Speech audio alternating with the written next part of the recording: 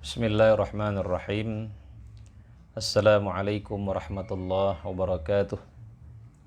Alhamdulillah wassalatu wassalamu ala Rasulillah Muhammad ibnu Abdullah wa ala alihi wa sahbihi wa mawalah, amma ba'd.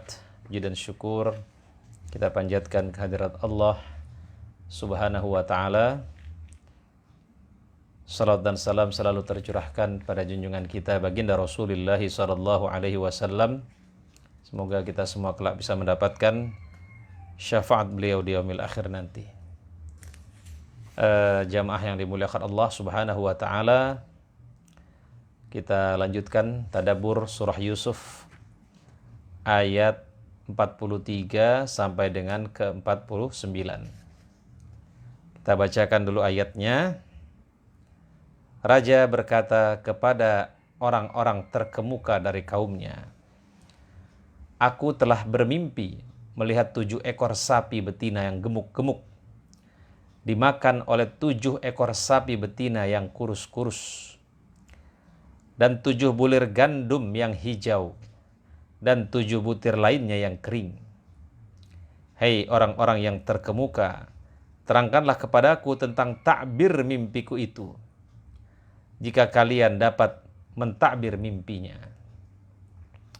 Mereka menjawab, "Itu adalah mimpi-mimpi yang kosong, dan kami sekali-kali tidak tahu takbir mimpi itu." Dan berkatalah kepada orang yang selamat di antara keduanya dan teringat kepada Yusuf sesudah beberapa waktu lamanya, Aku akan memberitakan kepada kalian tentang orang yang pandai mentakbir mimpi, maka utuslah aku kepadanya. Setelah pelayan itu berjumpa dengan Yusuf, dia berseru, "Yusuf, hei orang-orang yang amat dipercaya, terangkanlah kepada kami tentang 7 ekor sapi betina yang gemuk-gemuk, yang dimakan oleh 7 ekor sapi betina yang kurus-kurus, dan 7 bulir gandum yang hijau, dan 7 lainnya yang kering, agar aku kembali kepada orang-orang itu, agar mereka mengetahuinya." Yusuf berkata, "Kalian bertanam 7 tahun lamanya, sebagaimana biasa. Maka apa yang kalian panen, hendaklah kalian biarkan di bulirnya, kecuali sedikit untuk kalian makan. Kemudian sesudah itu akan datang 7 tahun yang amat sulit, yang menghabiskan apa yang kalian simpan untuk menghadapinya, kecuali sedikit dari bibit gandum yang kalian simpan. Kemudian setelah itu akan datang tahun yang padanya manusia diberi hujan dengan cukup, dan di masa itu mereka memeras anggur." Shadaqallahul azim. Apa pelajaran yang bisa kita ambil dari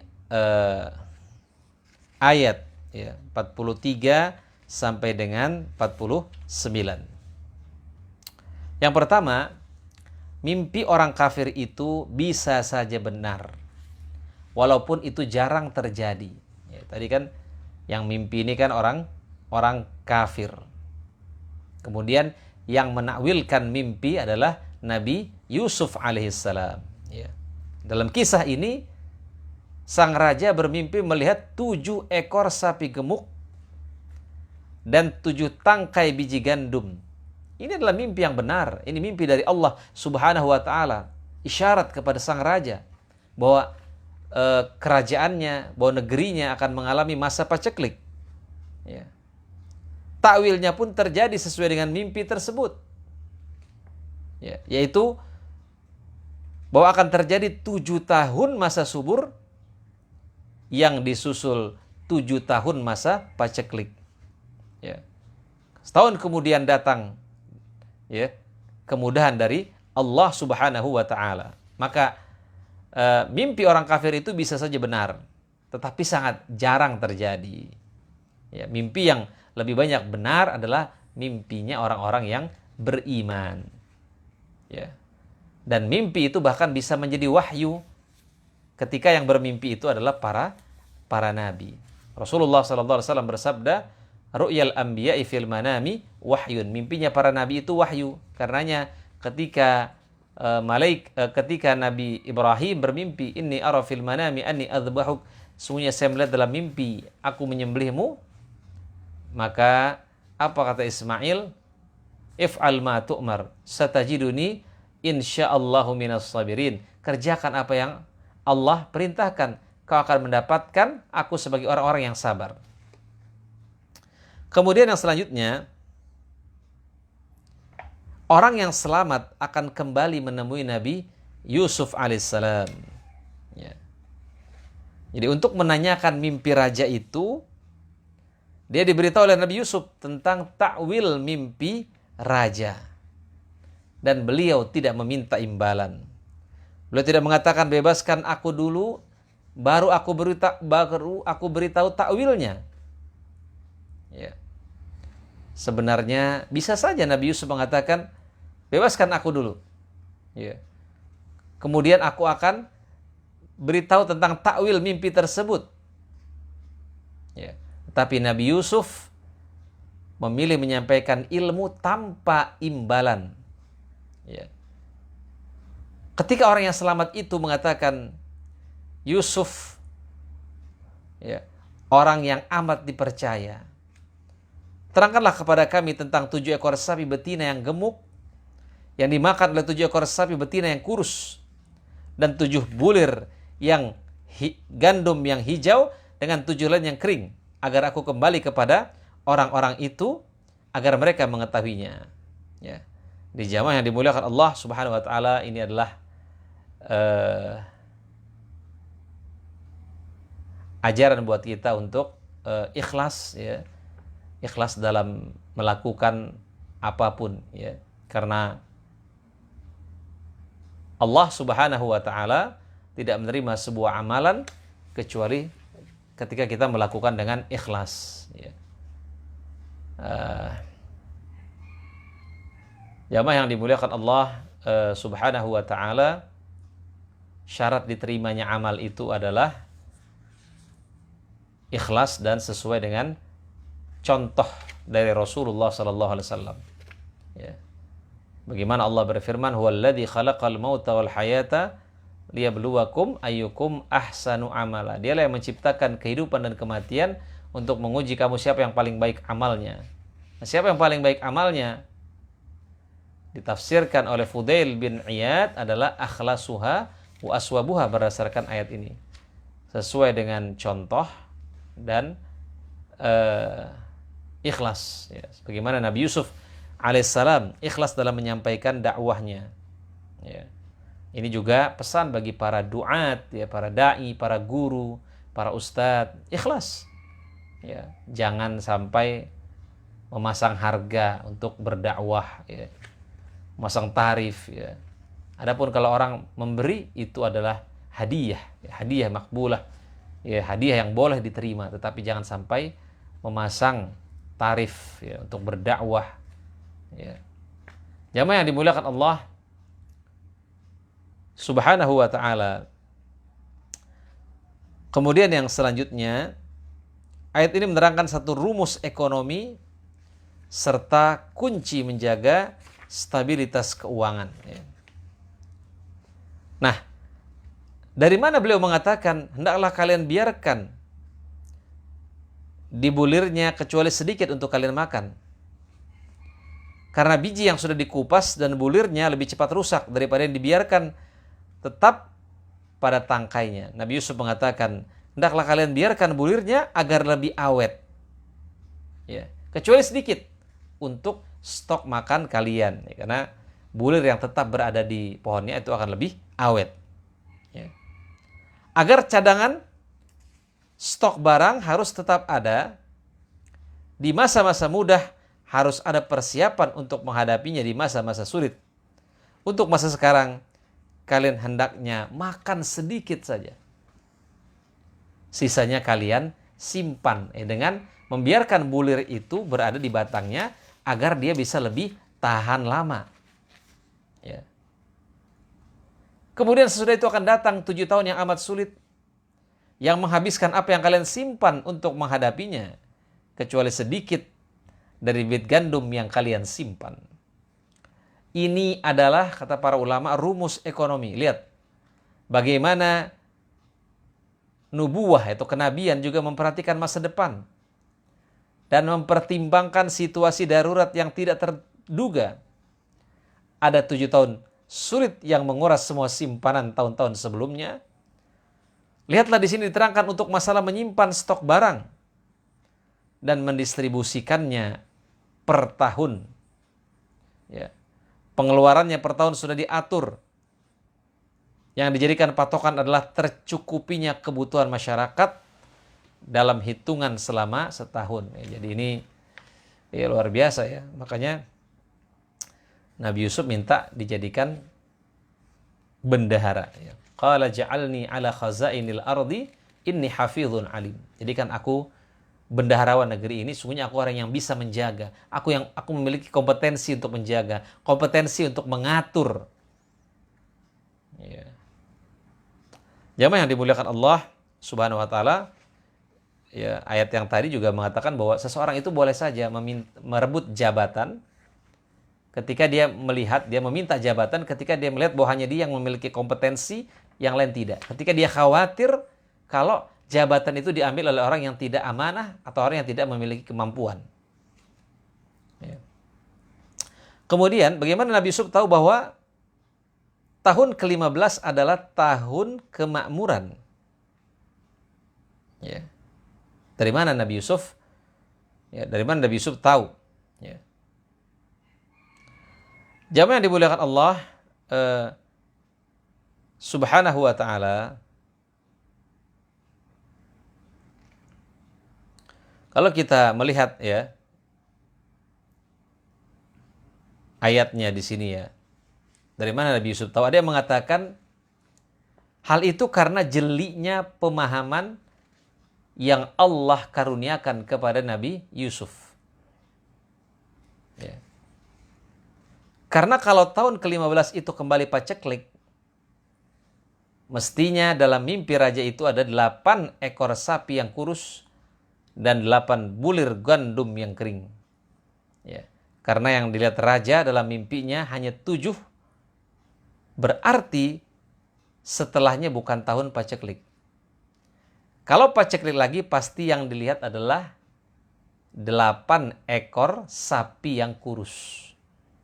Ya, inilah ya penjelasannya bagaimana Nabi Yusuf bisa memahaminya. Ya. Jamaah yang dimuliakan Allah Subhanahu wa ta'ala,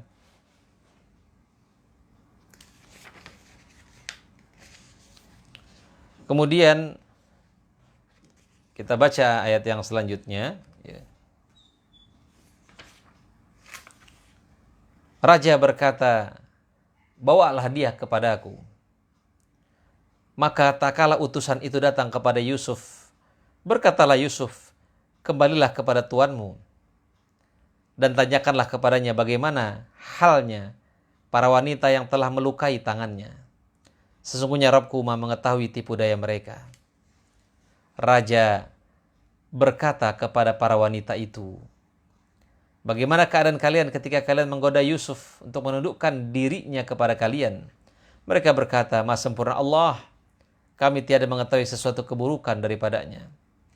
Berkata istri Al-Aziz, sekarang jelaslah kebenaran itu. Akulah yang menggodanya untuk menundukkan dirinya kepada aku. Dan dia termasuk orang-orang yang benar.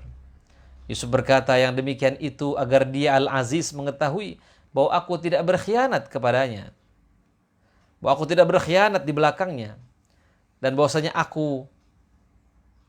Allah tidak meridhoi tipu daya orang yang berkhianat. Dan aku tidak membenarkan diriku dari kesalahan. Karena nafsu itu selalu menyuruh kepada kejahatan.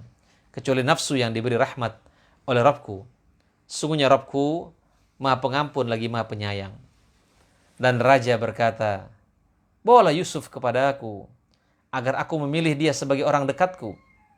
Maka tak kala raja telah bercakap-cakap dengan dia, raja berkata, kamu mulai hari ini menjadi seorang yang berkedudukan, tinggi lagi dipercaya di sisi kami.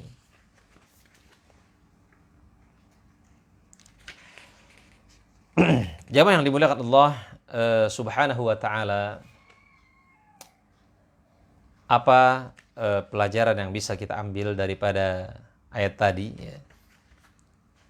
Pertama, seorang dai, seorang juru dakwah sebaiknya tidak tampil ke permukaan sebelum masyarakat di mana dia berada mengakui kebersihan rekam jejaknya. Di mana seperti Rasulullah SAW. Rasulullah sebelum tampil menjadi nabi sudah menjadi pribadi yang dipercaya, sudah mendapatkan gelar Al-Amin. Ya. Karenanya ketika Rasulullah berdakwah, ya, apakah kamu percaya? Apa jawaban mereka? Ma jarabna alaika kadziban. Kami tidak pernah mendapatkan engkau sebagai orang yang berdusta. Kami percaya. Ya. Jamaah yang dimuliakan Allah Subhanahu wa taala. Dalam kisah ini nama Nabi Yusuf telah tercoreng oleh isu yang beredar di tengah masyarakat. Ya, beliau dipenjara karena isu skandal ya, yang menerpa beliau. Beliau dituduh memperkosa istri raja, padahal sebenarnya istri raja lah yang menggodanya. Jamaah yang dimuliakan Allah Subhanahu wa taala,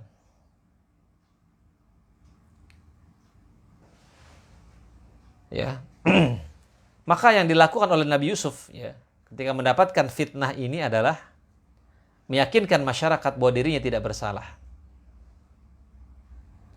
Ya, bahwa masa lalunya harus dibersihkan. Nama baiknya harus dipulihkan.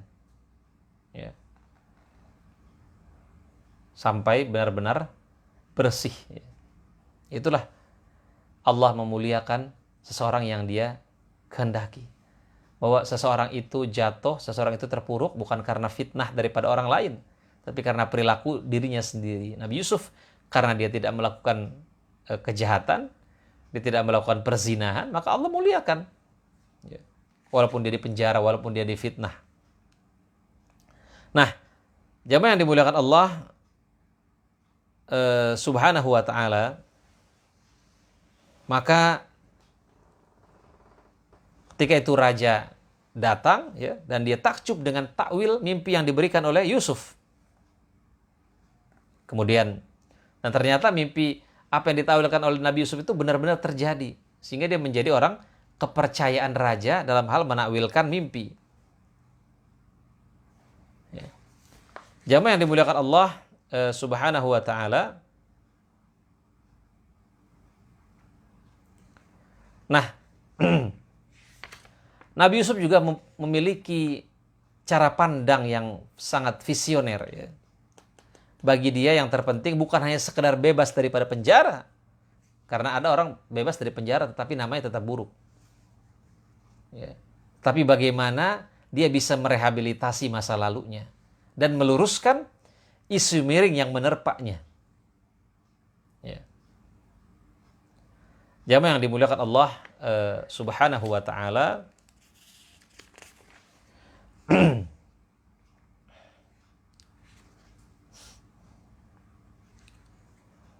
Dan kalau kita melihat ya akhirnya juga istri daripada Al-Aziz ya, ini akhirnya juga mengakui bahwa dialah yang menggoda Yusuf alaihissalam ya.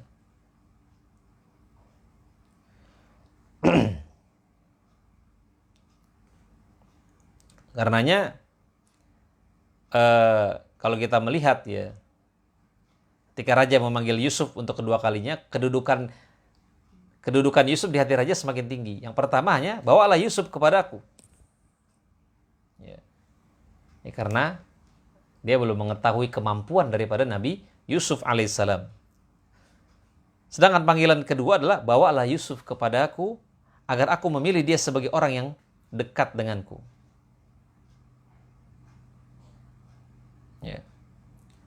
Jamaah yang dimuliakan Allah Subhanahu wa ta'ala, inilah beberapa pelajaran daripada kisah Nabi Yusuf ya alaihissalam. Ya, makanya seseorang itu ya sebelum dia berdakwah, sebelum dia mencalonkan diri untuk menjadi anggota legislatif, menjadi RW, menjadi RT, menjadi lurah, hendaklah dia menjadi orang yang terpercaya. Hendaklah dia memiliki track record yang bersih, track record yang baik. Ya, jangan sampai menjadi orang yang mendadak baik, mendadak soleh ketika ingin ketika ingin ada pemilihan kepala daerah, tiba-tiba soleh, tiba-tiba baik, ya, tiba-tiba ke masjid, tiba-tiba sedekah, tiba-tiba haji. Ya. Sehingga orang orang ini curiga, ini dia benar-benar soleh atau tidak. Tetapi kalau dia sudah memiliki track record yang baik sebelumnya, maka orang akan percaya. Ya. Nah, jamaah yang dimuliakan Allah Subhanahu Wa Taala, karena rekam jejak ini sangat penting sekali ya. Rekam jejak ini sangat penting sekali. Maka marilah sama-sama kita jaga rekam jejak kita. Ya, apalagi rekam jejak di media sosial, ya itu juga sangat mudah sekali terekam. Maka berhati-hatilah kita dalam membuat status di Facebook, di WhatsApp, di Instagram, di Twitter. Hati-hati, ya, hati-hati gambar yang kita upload juga hati-hati, karena itu semua ada rekam jejak kita yang bisa diungkap, ya, yang bisa diungkap kapanpun. Ya. Nah, jamaah yang dimuliakan Allah Subhanahu Wa Taala, mungkin itu saja yang bisa saya sampaikan. Kurang lebihnya mohon maaf, yang benar dari Allah, yang salah dari diri saya sendiri. Akhirul kalam aqulu lakum wassalamualaikum warahmatullahi wabarakatuh.